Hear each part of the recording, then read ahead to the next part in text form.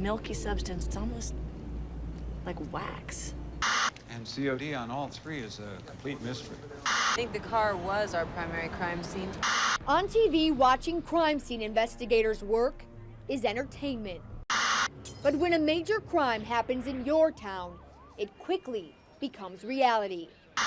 When 7-year-old Summer Thompson disappeared from her Orange Park neighborhood, crime scene investigators from the city, surrounding counties, and even the FBI moved in to look for evidence.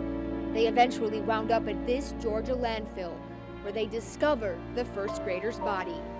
Then we watched them dig through this dumpster, still looking for clues in the little girl's disappearance and murder.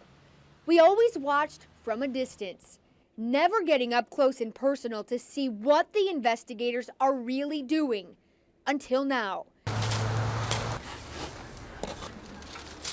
This is the Institute of Police Technology and Management at the University of North Florida. Right now, it looks like just one victim.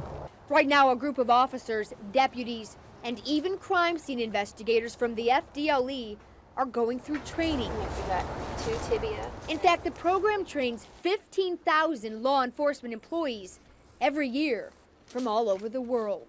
They agreed to let us tag along and learn all about investigating a crime. You could find a tennis shoe, and that starts a clue. Donnie Barker is one of the instructors. He tells us whether investigators are looking in a dumpster, a landfill, or a forest. The techniques are the same. When investigators start to focus on an area, they start by doing what's called a line search.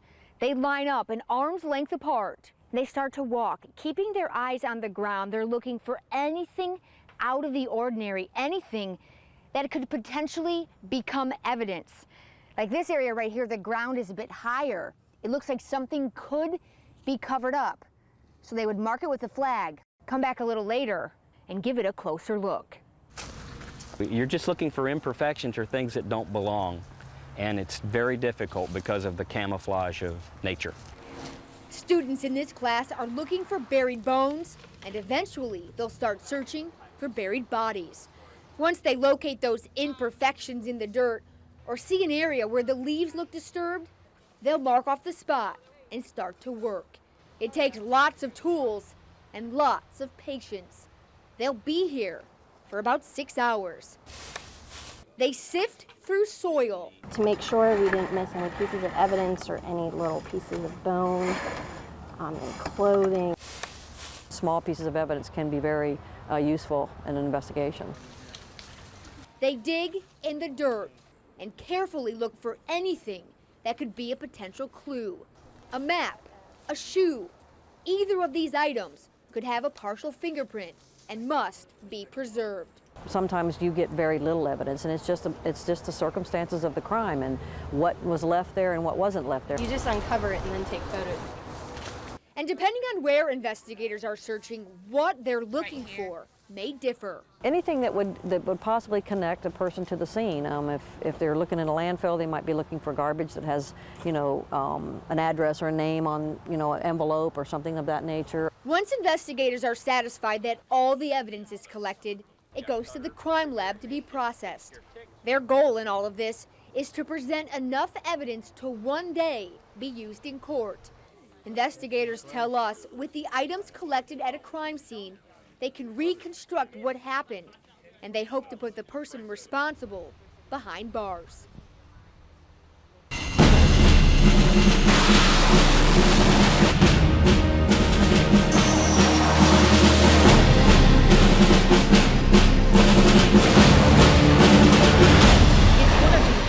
Warships in the country, home to strike fighters and their protectors.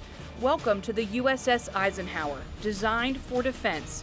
Ike is capable of launching each aircraft 60 seconds apart from a dead stop to speeds approaching 170 miles per hour.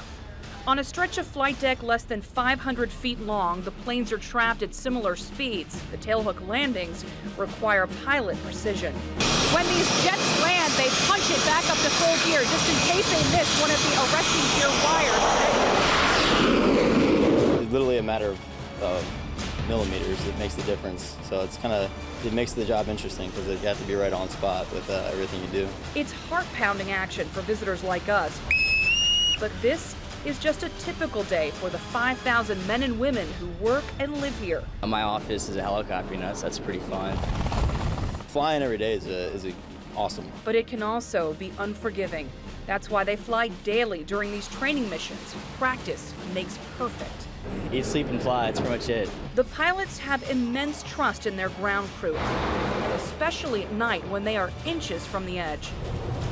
But no matter what time of day, the flight operations run like a well-oiled machine, and we're told the flight deck best left to the men and women who belong there. It's dangerous, it's crazy, it's loud. You really got to keep your head on a swivel, know what's going on. You don't want to be in the wrong place at the wrong time. You want to make it quick, get up there, do what you're doing, and get out. But staying focused and safe is not the toughest part. Some say that's the noise. Be sleeping at 6 in the morning and almost shakes you out of your rack. It's unbelievably loud. That to me is the hardest part to get used to. Others claim it's the distance. I'm getting used to, loud noises and small spaces isn't that bad, but the hard part's really, being away from home and friends and family. Here's the guy, and that's the vehicle, the white Chevy Blazer, okay? Now, a lot of them are real smart, of course don't, but sometimes people just can't keep a secret. Steve Brown is taking us inside an investigation. We've got plenty of cars between us and the front door, so I'm going to back in or not. Just pull right in here. Here we go. And this is a perfect spot, okay? He's a private investigator, and tonight we're talking about cheating spouses. Okay, so maybe she's already inside. There he is. Brown is a former FBI agent who literally wrote the book on private investigating.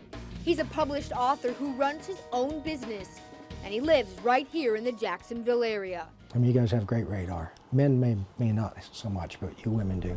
People all over the country hire Brown to investigate all kinds of things. A lot of his work comes from husbands and wives who think their spouses are being unfaithful. And Brown says if your gut is telling you something's not right with your marriage, it probably isn't. I can count on one hand the number of times in 25 years when my client was not correct. When their gut feeling was inaccurate. If your marital habits, sexual habits have changed, if you used to be in bed together, 3 times a week and now you're down to once a month, something's probably going on somewhere. Brown helps husbands and wives find out what and where. He follows them, takes pictures, and sometimes uses GPS tracking devices. The sad reality is people cheat, and Brown says he knows why.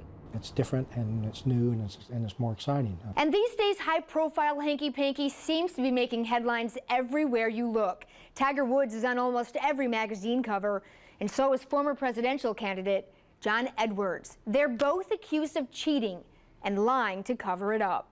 Something else Woods and Edwards have in common: before the news of a scandal broke, both men had squeaky clean images as fathers and husbands. Now, a lot of us are wondering if this can happen to them. Can it happen to me? I think if you think never will never happen, I think you're very naive. And as long as cheaters are out there, Steve Brown won't be far behind.